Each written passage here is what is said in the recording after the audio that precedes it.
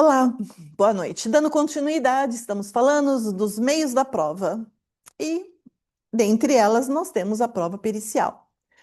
Dando continuidade na prova pericial, nós temos que as partes terão ciência da data e o local designado pelo juiz ou indicados pelo perito para ter início à produção da prova. Sem o sinal do juiz, nadinha, não se faz nada, tá? Se não colocar.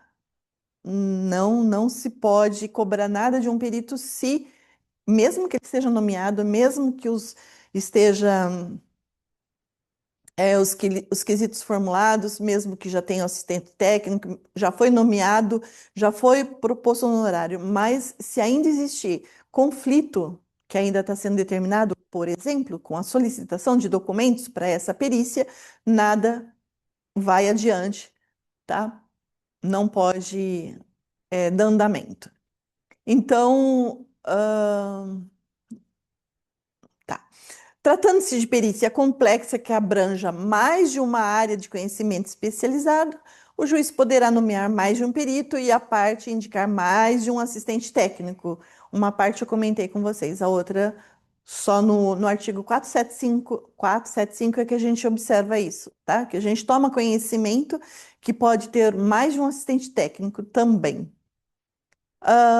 Então aí ele fala, né, que o juiz vai nomear múltiplos peritos e permite que as partes indiquem mais de um a- assistente técnico. Essa medida excepcional aplica-se exclusivamente quando a perícia é complexa e exige conhecimento de diferentes áreas especializadas. Então, nós tivemos um caso que precisou do engenheiro, né, para verificar toda a área, todo o território, compor a medição, tudo das fazendas, de tudo.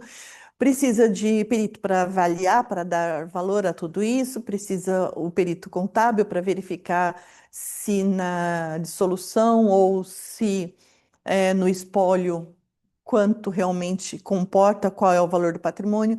Então, tem várias situações, tá? Se o perito, por motivo justificado, não puder apresentar o laudo dentro do prazo, o juiz poderá conceder mais um prazo, ou seja, prorrogar essa data que foi determinado, né? Então, há 30 dias. O perito pode solicitar mais tempo, tá?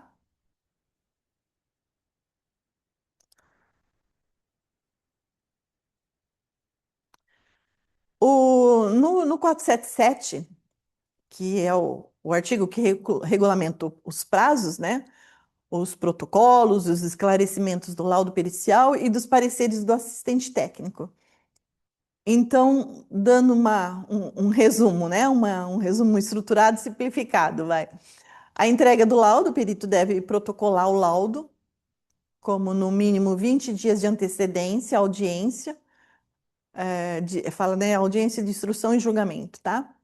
Tem a manifestação das partes, que as partes e seus assistentes terão 15 dias comum para se manifestar sobre o laudo e apresentar o seu parecer.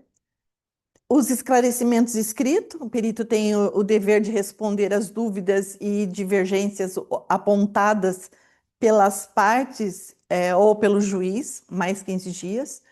Os esclarecimentos orais, então, se ainda houver dúvida, o perito, assistente técnico poderá ser intimado, né, para comparecer à audiência mediante formulação prévia de perguntas sobre a forma dos quesitos, né, sobre o que foi, o que fazia parte dos quesitos. Então, é formulado as perguntas, não pode fugir. E a intimação para audiência, então, vai ser intimados profissionais para comparecer. Deve ser feito por meio eletrônico e com pelo menos 10 dias de antecedência. No 478, ele estabelece as diretrizes para perícia de autenticidade, falsidade de documentos. Então, ele fala, ele prioriza, tá, a nomeação de técnicos de órgãos oficiais e autoriza o perito a requisitar documentos públicos ou solicitar cópias ditadas por confrontar assinaturas e caligrafias. O dispositivo legal se divide da seguinte forma: a preferência institucional, o perito deve ser escolhido preferencialmente entre técnicos de estabelecimentos oficiais especializados. E a remessa de material, o juiz autoriza que os autos e os materiais a serem periciados sejam enviados diretamente aos diretores das instituições. No 479, o juiz apreciará a prova pericial de acordo com o disposto no artigo 371. Por isso que ele vai e volta, né? Porque dentro de um artigo, ele cita um artigo que já foi mencionado, indicando a sentença os motivos que levaram a considerar ou a deixar de considerar as conclusões do laudo, levando em conta o método utilizado do perito. Então, o que significa? Ele estabelece que o magistrado não está vinculado ao laudo pericial. Então, graças ao princípio do livre convencimento motivado, ele pode acatar ou rejeitar as conclusões do perito, desde que justifique suas decisões de forma técnica e objetiva. Então, o que significa na prática? A não obrigatoriedade. Então, o juiz é destinado no final da prova, né, e tem liberdade de formar sua convicção a partir do todo, do conjunto das provas constante no processo. Dever de fundamentar. Caso o juiz decida discordar, ignorar ou substituir as conclusões do laudo do perito, né, ele é obrigado a explicar detalhadamente na sentença o motivo dessa decisão. E análise do método. Então, para justificar sua discordância, o magistrado deve analisar criticamente o método utilizado pelo perito, demonstrando onde houve a falha, contradições ou insuficiência técnica na perícia. Isso acontece muito no caso de atualização de valores para ser recebido ou precatório. Então, você faz a análise, né, por uma linha de raciocínio, e a parte contrária, ela pode se manifestar e mostrar aonde não concorda nos valores apresentados, tá? Então, seria um tipo disso daí. O juiz determinará de ofício o requerimento da parte, a realização de nova perícia quando a matéria não estiver suficientemente esclarecida. Então, se tudo que foi feito não chegar no acordo, pode designar outro perito e começar novamente. A segunda perícia tem por objeto os mesmos fatos sobre os quais recaiu a primeira e destina-se a corrigir eventual omissão ou inexatidão dos resultados a que essa, né, conduziu, que a primeira conduziu. A segunda perícia rege-se pelas disposições estabelecidas para a primeira e não substitui a primeira, cabendo ao juiz apreciar o valor de uma e de outra.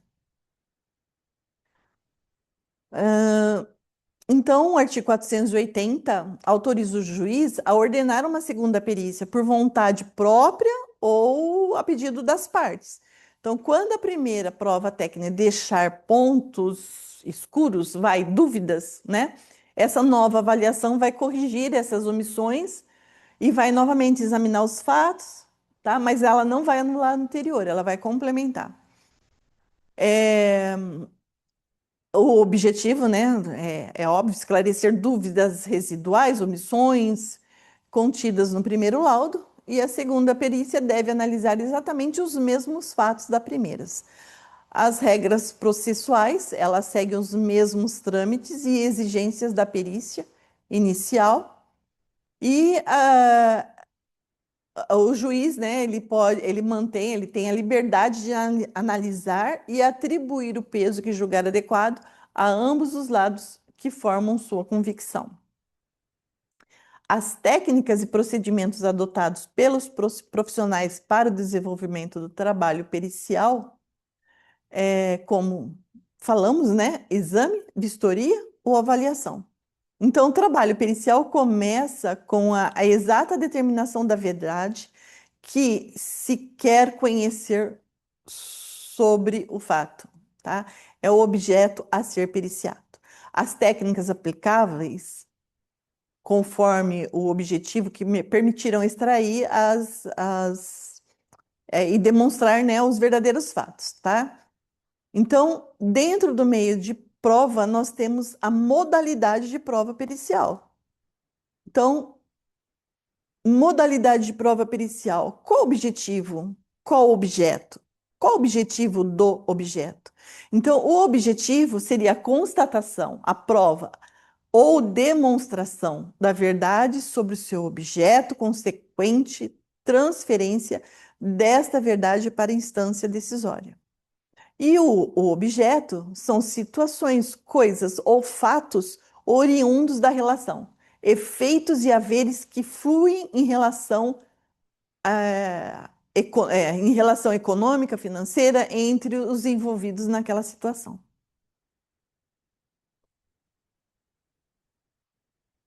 Então, peraí, só um minutinho.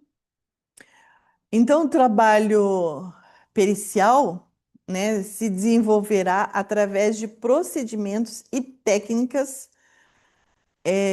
que seria o exame, né, o examinar, o interrogatório, a inspeção, a revisão, a investigação, né, a pesquisa da observação ou análise, tá?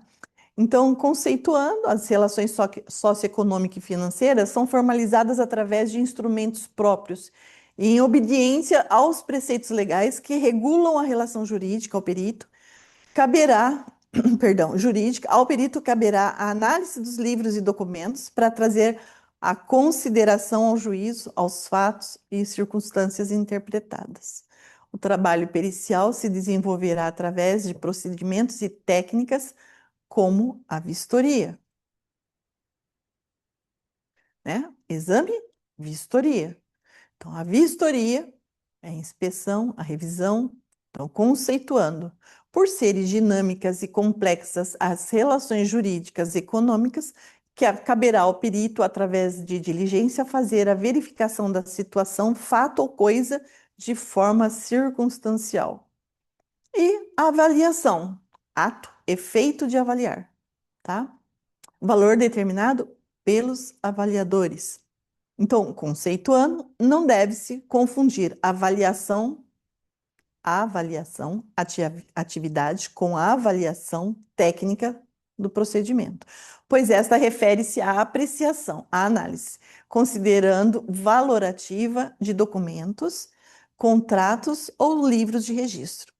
O perito valorará, né, emitirá no juízo do valor, sobre o objeto periciado, para aplicação da técnica e procedimento na realização do trabalho pericial.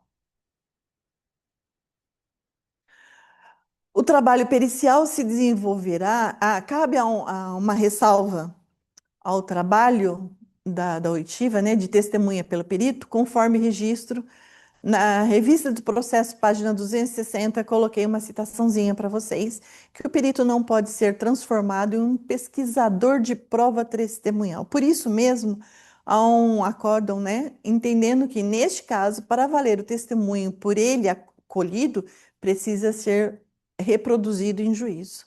E também admite que o perito junte qualquer peça e anexo que julgar necessário na fundamentação do seu trabalho.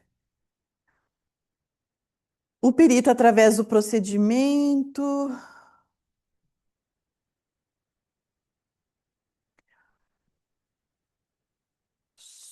Só um momento que eu pulei uma a mais. Da parte de arbitramento, nós temos que, segundo, né, uma das modalidades do exame pericial envolve juízo técnico e surge quando determinado pela presença ou convencionado pelas partes o exigir a natureza do objeto da liquidação. O arbitramento exige do perito poder criativo e domínio profissional amplo e profundo, permitindo que realize uma conclusão aceitável e segura que suporte na solução da controvérsia ou na fixação de valores. Tem que tomar muito cuidado com as coisas que fala, porque vai ter que ser provado, tá? De forma coerente com o que, com o que se debate na lide. A questão mais significativa é que se refere à construção das premissas e critérios assumidos no arbitramento, lembrando também que envolve enorme responsabilidade técnica. E assim, nós damos concluído a parte de prova e prova pericial, né? Que dentro da prova existe a prova pericial, existem os meios, existe várias. É um materialzinho bem complexo, está no site para vocês, como material da P2, tá? Então, é esse material todinho que está no site para vocês que cai na P2, tá bem? Uma boa noite a todos e muito obrigada.